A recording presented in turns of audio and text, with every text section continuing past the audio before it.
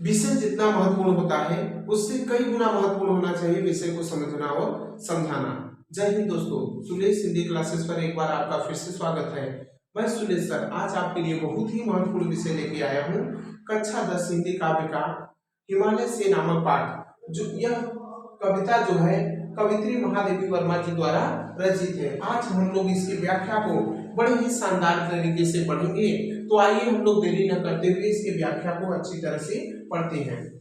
हे चीर महान, चीर का मतलब होता है लंबे समय या सदैव कर सकते हैं हम। हे चीर महान, कवित्री महादेवी वर्मा जी कहती हैं कि हे हिमालय तुम सदैव से महान हो, कोई नई बात नहीं है। यह स्वर्ण रश्मि छू श्वेत भाल बरसा जाती रंगीन हास। यह स्वर्ण रश्मि, स्वर्ण का मतलब सुनहरी, रश्मि का मतलब होता है किरणें, छू माने छू करके, श्वेत भाल मतलब सफेद मस्तक। तो कवित्री महादेवी वर्मा जी कहती हैं कि हे हिमालय, यह सूर्य की ये सुनहरी किरणें, यह स्वर्ण रश्मि, ये सूर्य की सुनहरी किरणें छू श्वेत भाल, हिमालय का मस्तक हमेशा बर्फ से ढका रहता है। इसलिए कवित्री महादेवी वर्मा जी कहती हैं कि ये सूर्य की सुनहरी किरणें छू श्वेत भाल, तुम्हारे बर्फ से ढके हुए सफेद मस्तक को छू करके बरसा जाती रंगीन हास, रंगीन हंसी में चारों तरफ बरस पड़ती है, अर्थात रंगीन हंसी में चारों तरफ फैल जाती है। एक बार फिर से देख लेते हैं। कवित्री महादेवी वर्मा जी कहती हैं कि हे हिमालय तुम सदैव से महान हो। ये सूर्य की सुनहरी किरणें तुम्हारे बर्फ से ढके हुए सफेद मस्तक को छू करके रंगीन हंसी में चारों तरफ फैल जाती है। सेली बनता है इंद्रधनुष, सेली का मतलब पगड़ी, और यही रंगीन हंसी इंद्रधनुष के रूप में तुम्हारी पगड़ी बनी हुई है। परिमल, परिमल का मतलब होता है सुगंध, और बतास का मतलब होता है वायु। परिमल मलमल जाता बतास, और सुगंधित वायु जो है तुम्हारे शरीर को स्पर्श करते हुए बहता है। पर रागहीन तो हिम निधान, फिर भी हे हिमालय तुम रागहीन वैरागियों के समान उदासीन बने हुए हो। कवित्री महादेवी वर्मा जी कहती हैं कि हे हिमालय तुम सदैव से महान हो। सूर्य की ये सुनहरी किरणें तुम्हारे बर्फ से ढके हुए सफेद मस्तक को छू करके रंगीन हंसी में चारों तरफ फैल जाती है, और वही रंगीन हंसी इंद्रधनुष के रूप में तुम्हारी पगड़ी भी बनी हुई है। सुगंधित वायु तुम्हारे वस्त्र, तुम्हारे शरीर को स्पर्श करते हुए बहते हैं, फिर भी हे हिमालय तुम वैरागियों के समान उदासीन बने हुए हो। आगे बढ़ते हैं। नभ में गर्वित झुकतान शीश, कवित्री कहती है कि आकाश में तुम्हारा गर्व से किसी के सामने सिर झुकता नहीं है। कवित्री महादेवी वर्मा जी कहती हैं कि नभ में गर्वित झुकतान शीश, कि आकाश में गर्व से तुम्हारा कभी भी सिर झुकता नहीं है। पर अंक लिए हैं दीन दीन छार, अंक मतलब बोध होता है, दीन छार मतलब दीन दुखी दूर करो को। फिर भी हे हिमालय तुम इतने दयालु हो कि अपने गोद में धूल कणों को भी, दीन दुखी धूल कणों को भी लिए हुए हो। हे हिमालय आकाश में गर्व से तुम्हारा सिर कभी झुकता नहीं है, फिर भी तुम इतने दयालु हो कि अपने गोद में दीन दुखी धूल कणों को भी लिए हुए हो। मन गल जाता नत विश्व देख, तन सह लेता है पुलिस भार, कितने मृदु कितने कठिन प्राण।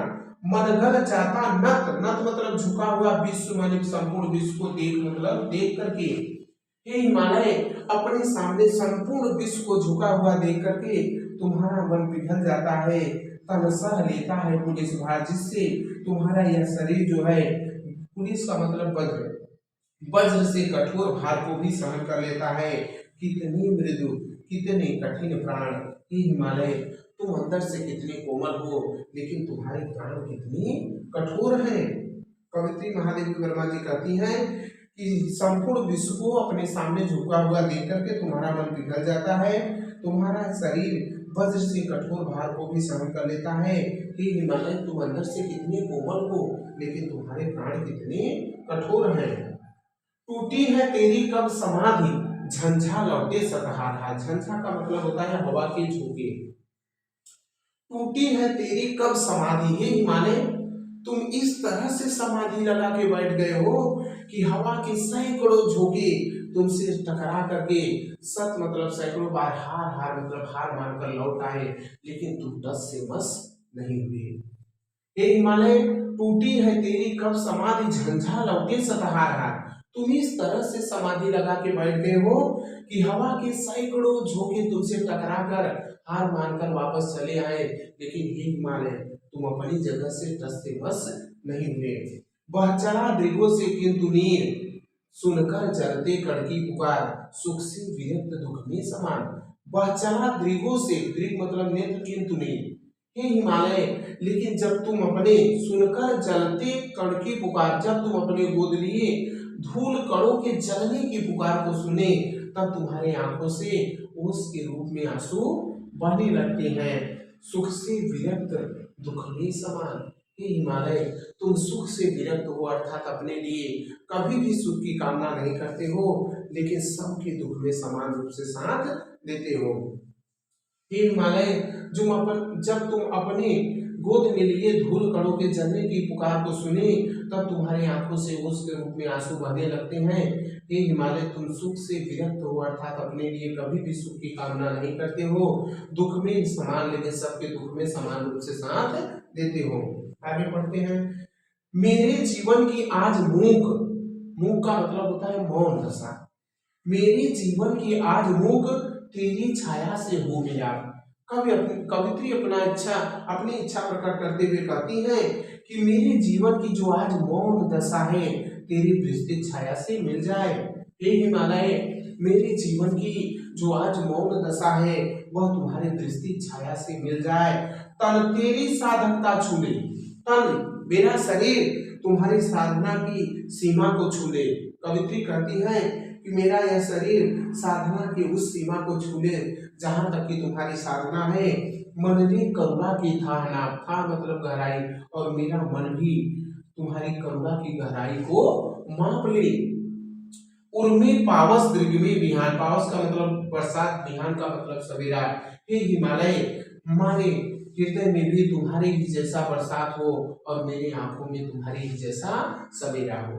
कवित्री कहती है कि हे हिमालय तन तेरी साधकता छूले, मेरा शरीर तुम्हारी साधना की उस सीमा को छूले जहां तक कि तुम्हारी साधना है, और मेरा मन भी तुम्हारी करुणा की गहराई को माप ले। उर्मे पावस दृग में बिहान, हे हिमालय हमारे हृदय में भी बरसात हो और हमारी आंखों में नया सवेरा हो।